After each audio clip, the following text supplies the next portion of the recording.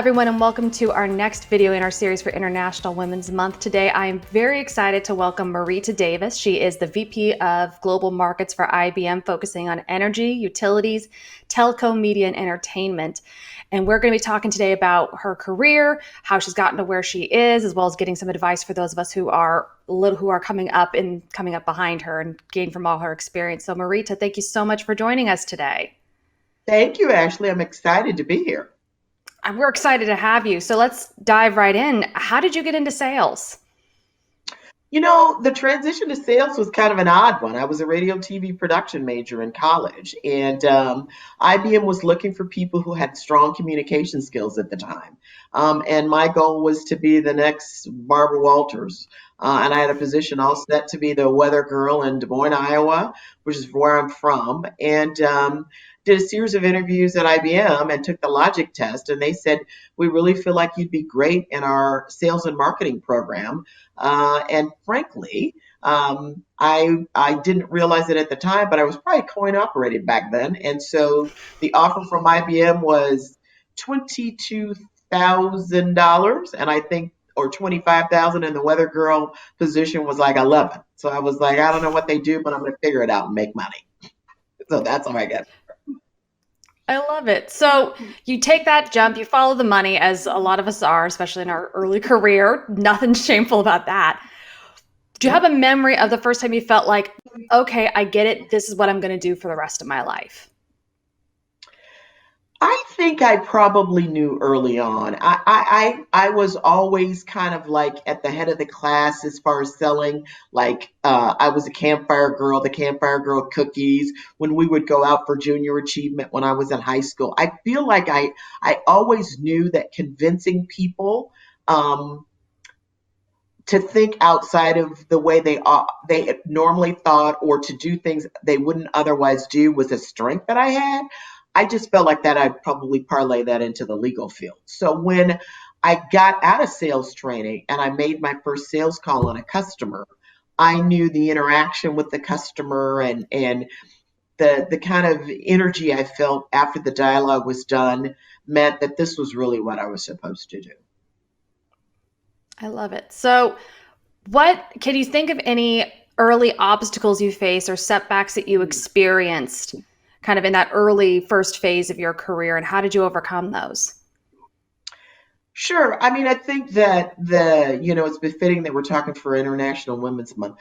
At that time when I started working for IBM, and I started my career at IBM, so it's interesting that I'm at the final stages of my career, and I'm still at IBM, which is a beautiful thing. And I had a few stops in between, and we'll probably talk about that.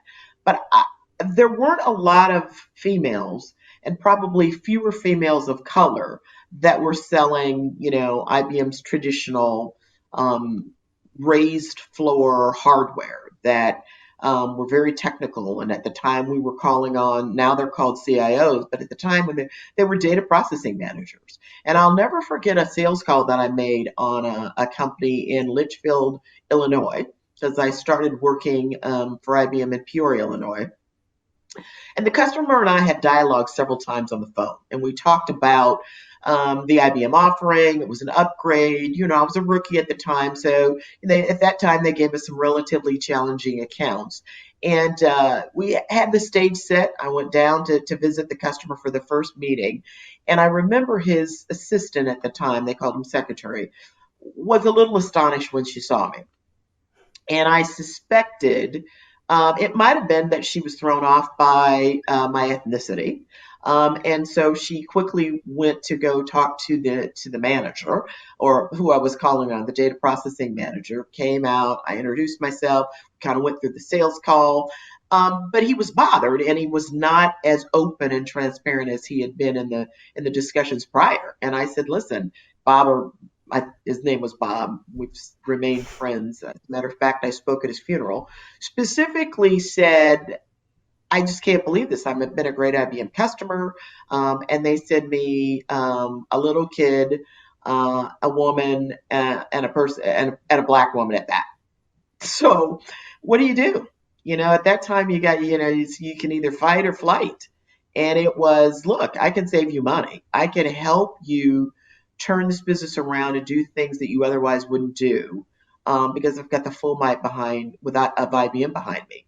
And so it's really up to you. Do you want us to continue down the process that we've been down, or would you rather me leave and have them send somebody new?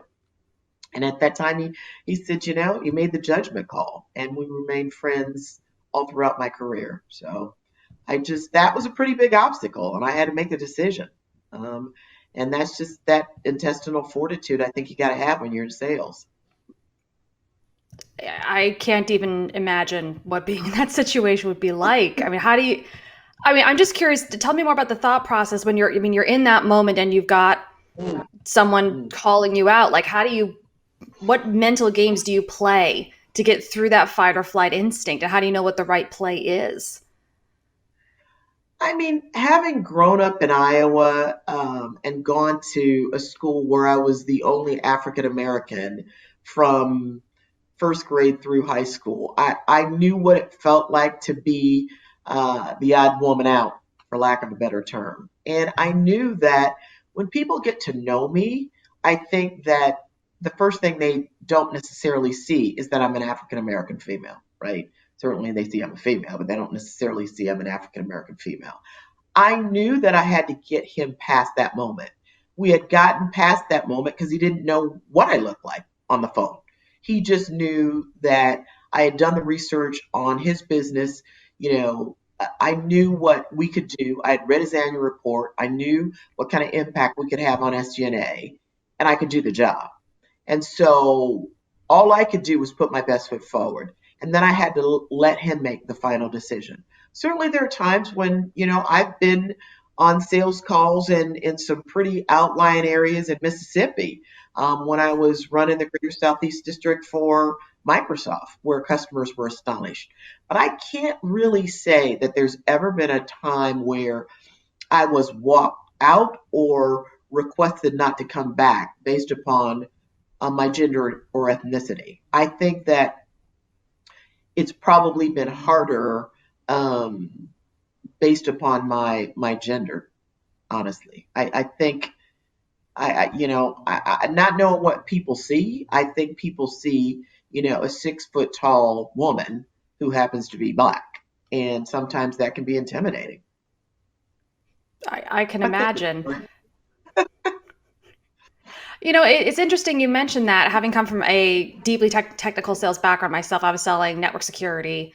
That sort of started with actual hardware, doing the whole 5 layers of security stack, and then moving over eventually to identity and kind of identity as a service.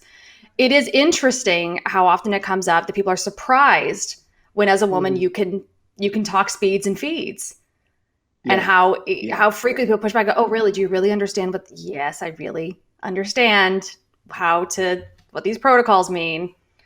So absolutely. some so it's interesting to know that there is a strength that can come from just knowing your job and being confident in it. Have you Mm. ever had any points where you lacked that confidence? I mean, I know it sounds like you're very comfortable being one of the onlys. Do you have any advice for someone they know their stuff, but they are one of the onlys? They're the only person of color. They're the only woman. They're the only person of their specific sexual orientation in the office. How do they build that confidence so that they can push through and push past those mental blocks and those objections of their customers? I mean, I think that yeah. So the answer to your initial question is absolutely. There are times that I question it, every day, because if you don't, you lose your edge, right? If your swagger's so big that you don't feel like you need to prepare, that you don't feel like there's room to grow. Well, my dad would always say to me, the biggest room in the house is room for improvement. And so I made a sales call yesterday on an energy company, and we were at the highest levels. And the team, my team knows energy well, and the folks that were with me were crackerjack, spot on. And I questioned what would my value proposition be when I got there, but I know what my strength is. It's if I'm not a subject matter expert, it is that I'm a strong relationship builder. I'm a great listener, and I'm really good at listening for pain and areas that we can bring value propositions to the table. And so I had to rely on, in the absence of being the smartest person in the room, which you never are, right? You got to know what you're good at. But there are times, I had a very good friend of mine remind me of this a couple of weeks ago. He said, you're letting some folks kind of get to you, and you're making them question the sum total of your career based upon one sliver of what they want you to do, or frankly, one sliver at what they're good at. So don't let them throw you off your game, right? Know what you're good at. Sometimes you end up in a position where you're just like, this really doesn't play to my strength. Doesn't mean you can't grow, doesn't mean you can't get better. But as a woman, there's times when you second guess yourself. And there have been times when I've wanted to give up, when I should have just pushed through, right? And got to the other side. And in those instances where I pushed through, or I surrounded myself with the right people, if you're not good at something, that happens, right? But the worst thing is to not surround yourself with people that can help you be better. And then you're just going to run into some folks that just don't want to see you be successful. And no matter what you say, if they want to get you, especially when you're leading large businesses, if they want to get you on the number, because they can spin a set of numbers better than you, they'll get you. One thing I know for certain is, for all the folks that can spin numbers probably better than me, they can't execute with a client like I can. I just know it, right? Because I know they spend most of their time in Excel spreadsheets, right? And propagating a series of information. But when it comes down to the interpersonal skills that are required to be great at sales, I feel pretty good. I feel pretty good about my chances with customers. I love that. And it reminds me of some advice someone gave me early on in my own career, which was never lose alone. So making sure you've got that team around you that mirrors your strengths and your weaknesses is an incredible thing. And it's Absolutely. something I hear from a lot of female sales leaders, is the importance of that team. Mm. So how do you, what do you, I guess where I'm going here is, how do you know and how do you get the best people on your team? So how do you know who's a good fit? And then how do you convince them Mm. to be on your team? You know, that's an interesting question. You know typically right away, right? Because people will tell you, if you have a team of 8, 7 leaders, here are the ones that are going to be skeptical. Here are the ones that wanted your job, and here are the ones that are have a thirst for knowledge. And so, rather than jump into the business and the initial conversations that I have with people when I step into a team, I just like to understand them. What makes them tick? Where are they from? Tell me a little bit about their personal life. What do they like to do outside of work? You begin to understand people's value systems. And so, if a value system is all about making sure I don't make mistakes, and making sure that I do just what I need to do to stay where I am and to stay comfortable, yet I want to get to where you are, that's probably a person that's not going to be in the growth mindset with me. Um, they're in it to get by, or they're in it to stay comfortable, and they're not willing to fail forward. They're not willing to make mistakes to get to where they need to get to. And so those are the people that, when things are good, they'll be with you. But when things aren't good, they're going to frankly throw you under the bus, right? And it doesn't take much to identify them. If they've had long-standing positions, it's a little more difficult to have the dialogue that says, you're good at things, it just might not be a fit for me, right? Um, and then there have been great instances where I've had some really tough customers, and I don't mean customers, I mean employees, and I've won them over. And those are probably the most exciting and fun experiences. So you just got to ask people, what is it that makes you uncomfortable with me? What is it that makes you feel comfortable with me? What are some of the things that I might do that um, might be, not, frankly repelling to you? And there are people that you just simply know that don't take feedback well. And I don't do well with people who don't take feedback. I because usually people who don't take feedback well are quick to give you a lot of feedback, lots of it, you know. Funny how that And works. yes, yes, yes, yes. So it's like, hey, listen, if you're not willing to take feedback and get better, then that means you're happy to be in the status quo. And when you're talking about technology and when you're talking about the cloud and you're talking about bringing the physical and the digital world together and you're talking about transformational business applications, if you want to remain where you are today and only want things to be the way they are, whether it's, the growth mindset, whether it's the rower's code and we all have to row in the ship together, or whether it's your inability to get to chapter two, you won't make it. You might be able to fake it for a while, but you're not going to make it long term. And those people, you gotta cut bait with as soon as you can. And they probably are better suited to be in different positions.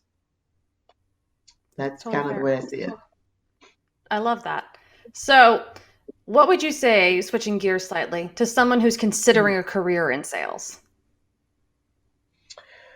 Oh, I think, it's probably, well, not that I've had a lot of other careers, because I've always been in sales. I would say it's the closest thing to pure entrepreneurship that you'll get, because every day you really do have to think about, you know, who is it that I'm going to call on? What is it I might talk to them about? What are the objections that I might be faced with? Um, how can I upsell, cross sell a solution, and then ultimately, what's my commission check going to look like? I think that what I would shift gears and say, it's a great career. It's a wonderful career. It's an opportunity to continue to learn whatever you're selling. Where you got to think about it is when you realize you're good at it, then the next question is, what are the characteristics and what are the things that are super important that would make somebody say, I want to get into sales leadership, right? Because you have to then have more of a servant mindset. You have to recognize that you've got to diminish yourself and increase them. When you go on a sales call and your team tells you afterwards, wow, we got further along today with you than we have ever with this client. You just simply have to say thank you. I'm glad that I added something to the great work that you're already doing. It's because it's not about you anymore. It's about the team. And for me, um, yeah, I love to sell, but I love to help people around be more successful, which is part of the reason why I'm so inspired and excited about a lot of the nonprofit work I do, because it's about helping other people realize their full potential. Yeah. I love it. No, it's so true, and there's a lot of. I wonder even if that's a part of the women's experience that I hear that from a lot of other women as well. That servant mindset being a big driver. Yeah. What advice would you have for a woman who feels like maybe she's hit a glass ceiling in terms of her career Mm. progression? It's interesting. I'm going to share two stories with you. I remember when I was working early, very, very early stage career. I'm going to give you early stage career and then an experience, when I was at Microsoft too. So early stage career, I was at IBM. I had a branch manager, wonderful branch manager. He's passed on. His name was Ralph Converse, and there were a series of marketing managers that were in the room. And at that time, we kind of helped prepare people do different things. And as one of the very few females that was in the room, they'd all sit around this relatively large mahogany table. And Ralph would kind of go through whatever the forecast, the planning discussions, whatever the topic of du jour was, and we'd all kind of sit back around the outer echelons of the table and hand things to the associated leader. And so I think on that particular day, my marketing manager had left the room. And there was a question that came up, and I knew the answer. And I raised my hand and I answered the question. And I think I said at the time, his name was Rick. I said, I'm sure Rick will be back in a few minutes. And Ralph said, "Well, do you have the information? Do you know the details of the information?" I said, "Absolutely." And Rick and I have talked about it. Then he said, "Marita, then scoot up to the table because you have a seat at the table because you have information that I'm interested in, and so you own the seat at the table, whether Rick's in the room or not.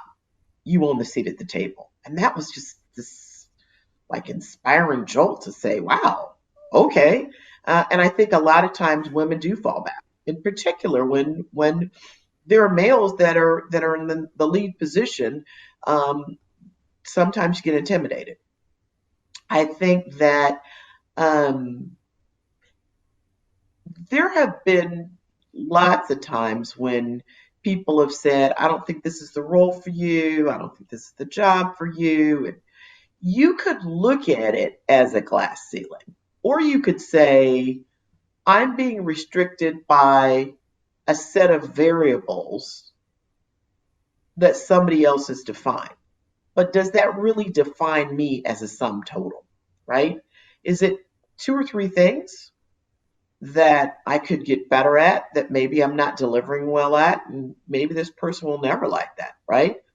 Or am I going to allow myself to be defined by what those things are and never feel like I can get beyond?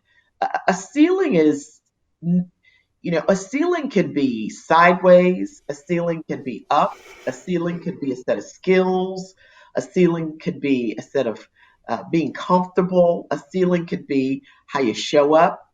It's all depending upon what you think the ceiling is. And whatever it is you want to get to, you need to get to. Sometimes I look back on all the different places, I was at, whether it was Lotus Development, whether it was, Tata Consulting, whether it was Microsoft, Ameritech, which is a regional Bell operating company. There will always there will always be a group of people that will say, Marita wasn't good at this, or Marita could have been better at that. But what they're not going to be able to say is, whatever she was weak at, she didn't try to get better. And the environment, whether it be with a customer or a partner or an employee, wasn't a better place because Marita brought a certain style and emphasis. And frankly, at this point in my career, I can say it's swagger to the table. Not always perfect, but if you don't believe in yourself, who's gonna believe in you? So it depends on how you see the ceiling. I love that. And you mentioned a story from Microsoft as well. Yeah, I mean, I think the story from Microsoft was just, uh, you know, again, it was one of my employees, right? And great guy. He's still at Microsoft now. And he was my operations manager, guy by the name of Mark Nakashima. And it was when I was running the Dynamics business for the United States. And, we would have to go through, it felt like, at the time, Microsoft CRM was really going into the cloud, right? So, there was a lot of information that you had to know about churn and, CSM programs and, outages and data and whether it was a small business transaction, an enterprise transaction, a partner led transaction, what were the marketing pivots? There were just a lot of KPIs. And I just remember it was like one of these long, long nights of anxiety, preparing for hours for the possibility of 45 minutes, the possibility of 15 minutes, the possibility of needing to support a peer. And I just was really down on myself. And I just said, I mean, this is just getting to the point where I don't know that I could do this. And he said, you got this. You got this. You know your business. You might not deliver it exactly the way they want you to, but you got to deliver it the way you know how and tell them the story. There's probably nobody better that can tell a story than you. And this is just a business story that's based upon a set of numbers. So tell the story. Don't regurgitate the numbers. Because if people want you to regurgitate their numbers, well, they're not very good at the sum total of the story. That held true in my mind for a long, long, long time. And I think a lot of times females in particular think out loud. And oftentimes men think in bullets, right? And so you've got to learn to work in both worlds, but you also have to be able to know what your strength is. And I'm a good storyteller. And so that's a big portion of what sales and sales leadership's about, is you got to tell a story. So, Brilliant. All right. Our last question is, how do you think we can better support all women as we continue to achieve great things together? I mean, I think each one's got to reach one and each one's got to teach one. There's a ton of room, and being the only female, I think women support each other a lot. I think, I think, frankly, it's super important that as African American females, we support each other too. That if there are only one or two of us on the team, that doesn't mean that one needs to be a superstar, therefore the other two aren't. And given the fact that less than 1% of women that are on boards are women of color, we have to help each other. So I'm really big on women of color helping each other. I think where I have had the most amazing help has been from, white males and frankly, white females. And so I think for International Women's Month, females are going to support each other. We got to speak about Me Too, and we got to speak out, and we got to bring each other along. And for those of us who are of an ethnic background, we have to understand our walk is slightly different, which means that we got to really, really, really support each other too, and reach out to the sum total of the community. That makes sense. It absolutely does make sense. Any specific tips for how to get better engaged with the community, especially with the women of color community? You know what? I think it's just. I think it's a natural gravitation. I think that when we're in a room, we um, should make sure that we introduce ourselves to everybody. But when you're in a room with a senior leader and you see, my Latina peers, or my Asian peers, or whatever the ethnicity is, or a woman who's dealing with the gender things, you've got to make sure, in the LGBTQ community as well, we got to make sure that we want everybody to feel welcome in the room. And it's our job to make sure everybody feels welcome in the room. And if there's a high ranking individual that's in the room, whether she be a white woman, a woman of color, a white male, or whatever, if there's somebody in the room that you feel like maybe might not feel like they belong, then our job is to reach out and to bring them in and introduce them to folks that are in the room. It's my opinion. No, it's brilliant. And I think Most people would agree with you on that. Marietta Davis, thank you so much for joining us today. This has been an incredible discussion. Gave me a lot of stuff to think about personally, and I'm sure our listeners as well. And thank you all for listening in. We're going to have more of these all month long, so please make sure to follow this space and stay tuned. And happy International Women's Month.